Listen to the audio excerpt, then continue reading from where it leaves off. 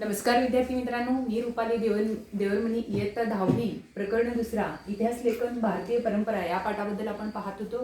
या पाठाचा पूर्वार्ध आपण पाहिलेला आहोत। आज पाठाचा पार्ट 2 म्हणजे उत्तरार्ध आपण पाहणार आहोत। त्यामध्ये स्वातंत्र्योत्तर काळातील इतिहास लेखन पाहत असताना आपण एकीकडे राजघराण्याच्या इतिहासावर भर देणारे इतिहास लेखन केले जात असतानाच सांस्कृतिक, सामाजिक, आर्थिक इतिहास लेखन करण्याची सुरुवात झाली होती। म्हणजे स्वातंत्र्योत्तर काळात समाज, विज्ञान, अर्थव्यवस्था, राजकीय प्रणाली, धार्मिक विचारसरणी, सांस्कृतिक पैलू यांचा इतिहास अभ्यासण्याची आवश्यकता विचारवंतांना वाटू लागली। या काळातील इतिहास लेखनात प्रामुख्याने 3 नवे वैचारिक प्रवाह आढळतात। मार्क्सवादी इतिहास, वंचितांचे सबल्टर्न इतिहास, स्त्रीवादी इतिहास यांच्याविषयी आपण माहिती पाहणार आहोत। प्रथमतः आहे मार्क्सवादी इतिहासाबद्दल आपण माहिती पाहणार आहोत। तर बघा, मार्क्सवादी इतिहासकाराच्या लेखनात आर्थिक व्यवस्थेतील उत्पादनाची साधने, पद्धती आणि उत्पादनाच्या प्रक्रियेत मानवी संबंध याचा विचार मध्यवर्ती होता। म्हणजे प्रत्येक सामाजिक घटनेचा सर्वसामान्य लोकांवर काय परिणाम होतो याचे विश्लेषण करणे हे काय आहे, मार्क्सवादी इतिहास लेखनाचे एक महत्त्वाचे सूत्र होते। म्हणजे मार्क्सवादी इतिहासकारांनी जाती व्यवस्थेत होत गेलेल्या बदलांचा अभ्यास केला। भारतामध्ये मार्क्सवादी इतिहास लेखन पद्धतीचा अवलंब प्रभावी रीतीने करणाऱ्या इतिहासकारांमध्ये दामोदर धर्मानंद कोसंबी, कॉम्रेड श्रीपाद अमृत डांगे म्हणा, रामशरण शर्मा, कॉम्रेड शरद पाटील म्हणा इत्यादीचे योगदान महत्त्वाचे आहे। डांगे हे भारतीय कम्युनिस्ट पक्षाच्या संस्थापक सदस्यांपैकी एक होते। त्यांचे प्रिमिटिव्ह कम्युनिझम टू स्लेव्हरी हे पुस्तक मार्क्सवादी इतिहास लेखनाचं काय आहे, एक उदाहरण आहे। बघा, वंचितांचा सबल्टर्नचा इतिहास आपण पाहणार आहोत। वंचित समूहाचा इतिहास लिहिण्याची सुरुवात मार्क्सवादी इतिहास लेखनाच्या परंपरेतूनच झाली असे म्हणता येईल। इतिहास लेखनाची सुरुवात समाजाच्या तळाशी असलेल्या सर्वसामान्य लोकांच्या स्तरांपासून करायला पाहिजे ही कल्पना मांडण्यामध्ये अँटोनियो ग्रामची या इटालियन तत्त्वज्ञांचे स्थान महत्त्वाचे आहे। म्हणजे वंचिताचा इतिहास लिहिण्यासाठी लोकपरंपरा हे एक महत्त्वाचे साधन मानले गेले आहे। वंचिताच्या इतिहासाला एक महत्त्वाची विचारसरणी म्हणून स्थान मिळवून देण्याचे महत्त्वाचे कार्य रणजित गुहा या भारतीय इतिहासकारांनी केले। म्हणजे परंतु त्यापूर्वीच भारतामध्ये वंचितांचा इतिहासाचा विचार महात्मा ज्योतिराव फुले आणि डॉक्टर बाबासाहेब आंबेडकर यांच्या लेखनातून मांडलेला दिसतो।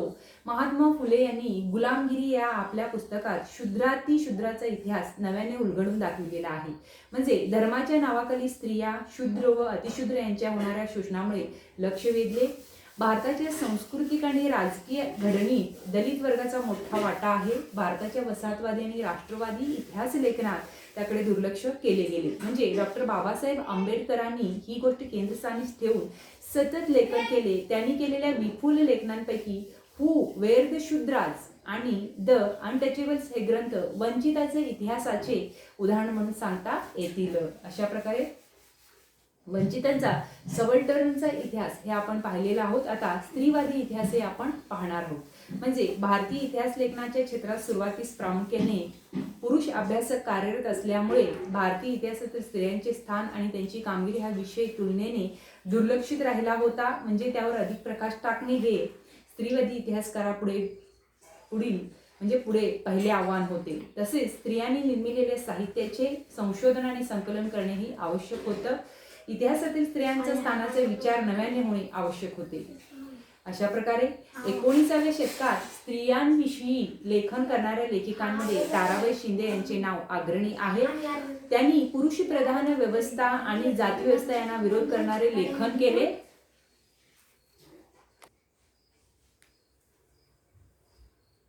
19व्या शतकात स्त्रियांविषयी लेखन करणाऱ्या लेखिकांमध्ये ताराबाई शिंदे यांचे नाव अग्रणी आहे। त्यांनी पुरुष प्रधान व्यवस्था आणि जाती व्यवस्था यांना विरोध करणारे लेखन केले।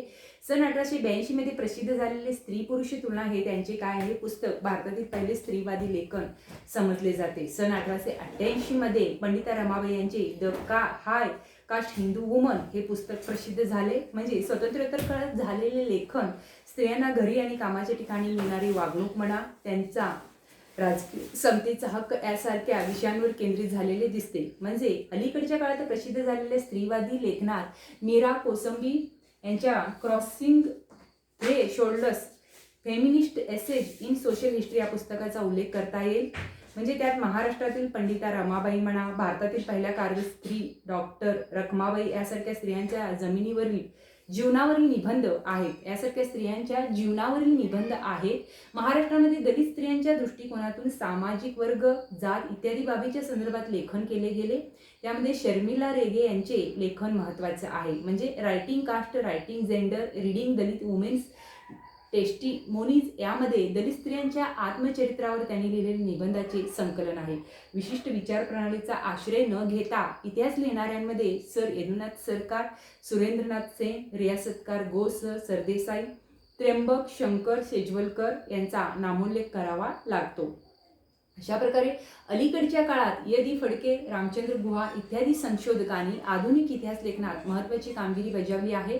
भारतीय इतिहास लेखनावर भारतात उदयाला आलेल्या सामाजिक आणि राजकीय चळवळीचा प्रभाव होता. त्यांच्या बरोबरीने भारतीय इतिहास लेखनाची परंपरा स्वतंत्रपणे आणि समृद्धरित्या विकसित होत गेलेली दिसते. अशा प्रकारे आपला पाठ इथे संपतो. नमस्कार.